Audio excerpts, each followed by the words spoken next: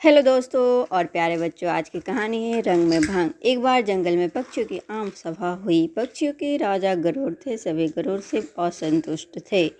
मोर की अध्यक्षता में सभा हुई। मोर ने भाषण दिया। साथियों, गरुड़ जी हमारे राजा हैं, पर मुझे यह कहते हुए बहुत दुख होता है कि उनके राज में हम पक्षियों की दशा बहुत खराब हो गई है। उसका यह कारण है कि गरुड़ जी तो यहाँ से दूर विष्णु लोक में विष्णु जी की सेवा में लगे रहते हैं। हमारी ओर ध्यान देने का उन्हें समय ही नहीं मिलता। हमें समस्याएं लेकर फरियाद करने जंगली चौपायों के राजा सिंह के पास जाना पड़ता है।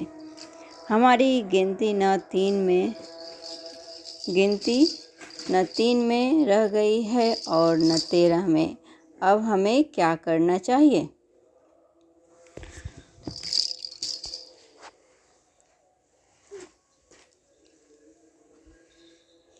यही विचारने के लिए यह सभा बुलाई गई है। हुदहुद ने प्रस्ताव रखा, हमें नया राजा चुनना चाहिए जो हमारी समस्याएं हल करे और दूसरे राजाओं के बीच बैठकर हम पक्षियों को जीव जगत में सम्मान दिलाए।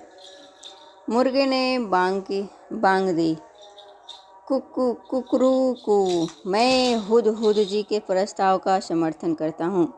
चील ने जोर की सीटी मारी, मैं भी सहमत हूँ। मोर ने पंख फैलाए और घोषणा की तो सर्वसम्मति से तय हुआ कि हम नए राजा का चुनाव करें, पर किसे बनाएं हम राजा? सभी पक्षी एक दूसरे से सलाह करने लगे। काफ़ी देर के बाद सारस ने अपना मुंह खोला, मैं राजा पद के लिए उल्लू जी का नाम पेश करता हूँ। वे बुद्धिमान हैं, उनकी आंखें तेजस्वी है, स्वभाव अति गंभीर है, ठीक जैसे राजा को शोभा देता है। हॉर्नबिल ने सहमति में सिर हिलाते हुए कहा, सारस जी का सुझाव बहुत दूरदर्शितापूर्ण है। यह तो सब जानते हैं कि उल्लू जी लक्ष्मी देवी की सवारी हैं। उल्लू हमारे राजा बन गए तो हमारा दरिद्र दूर हो जाएगा। लक्ष्मी जी का नाम सुनते ही सब पर जादू का प्रभाव हुआ। सभी पक्षी उल्लू को राजा बनाने पर राजी हो गए। मोर बोला, ठीक है, मैं उल्लू जी से प्रार्थना करता हूँ कि वे कुछ शब्द बोलें। उल्लू ने घुघुआते हुए कहा, भाइयों,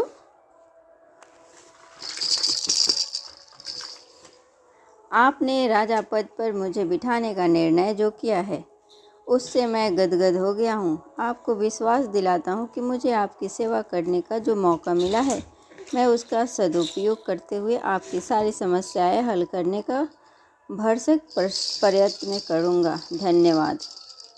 पक्षीजनों ने एक स्वर में उल्लू महाराज की जय का नारा लगाया।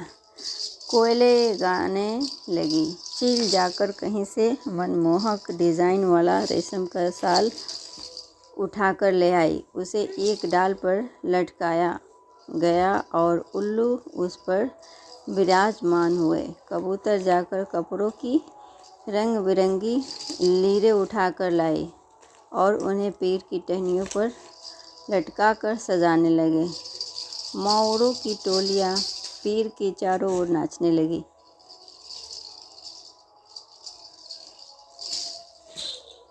मोरों की टोलियाँ पेड़ के चारों ओर नाचने लगी। मुर्गों व शुतुरमुर्गों ने पेड़ के निकट पंजों से मिट्टी खोद कर एक बड़ा हवन तैयार किया। दूसरे पक्षी लाल रंग के फूल ला कर कुंड में ढेरी लगाने लगे। कुंड के चारों ओर 8-10 तोते बैठकर मंत्र पढ़ने लगे। बयां चिड़ियों ने सोने व चांदी के तारों से मुकुट बुन डाला तथा हंस मोती लाकर मुकुट में फिट करने लगे। 2 मुख्य तोते पुजारियों ने उल्लू से प्रार्थना की, हे पक्षी श्रेष्ठ, चलिए लक्ष्मी मंदिर चलकर लक्ष्मी जी का पूजन करें। निर्वाचित राजा उल्लू हो तो तोते पंडितों के साथ लक्ष्मी मंदिर की ओर उड़ चले। उनके जाने के कुछ क्षण पश्चात ही वहाँ कौवा आया।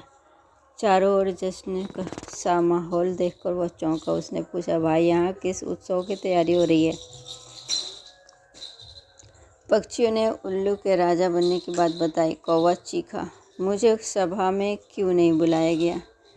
क्या मैं पक्षी नहीं? मोर ने उत्तर दिया, यह जंगली पक्षियों की सभा है। तुम तो अब जाकर अधिकतर कस्बों व शहरों में रहने लगे हो। तुम्हारा हमसे क्या वास्ता? कौवा उल्लू के राजा बनने की बात सुनकर जल भुन गया था। वह सिर पटकने लगा और काँ काँ करने लगा। अरे तुम्हारा दिमाग खराब हो गया है जो उल्लू को राजा बनाने लगे? वह चूहे खाकर जीता है। और यह मत भूलो कि उल्लू केवल रात को बाहर निकलता है। अपनी समस्याएं और फरियाद लेकर किसके पास जाओगे? दिन को तो वह मिलेगा ही नहीं। कौवे की बातों का पक्षियों पर असर होने लगा। वे आपस में कानाफूसी करने लगे कि शायद उल्लू को राजा बनाने का निर्णय कर उन्होंने गलती की है। धीरे धीरे सारे पक्षी वहाँ से खिसकने लगे। जब उल्लू लक्ष्मी पूजन कर तोतों के साथ लौटा तो सारा राज्याभिषेक के स्थल सुना पड़ा था। उल्लू घुघुआया, सब कहाँ गए? उल्लू की सेविका खंडरीच पेड़ पर से बोली। कौवा आकर सबको उल्टी पट्टी पढ़ा गया। सब चले गए, अब कोई राज्याभिषेक नहीं होगा। उल्लू चोंच पीस कर रह गया।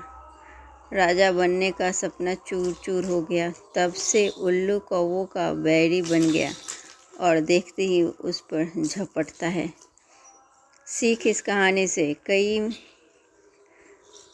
कई में दूसरों के रंग में भंग डालने की आदत होती है और वे उम्र भर की दुश्मनी मोल ले बैठते हैं।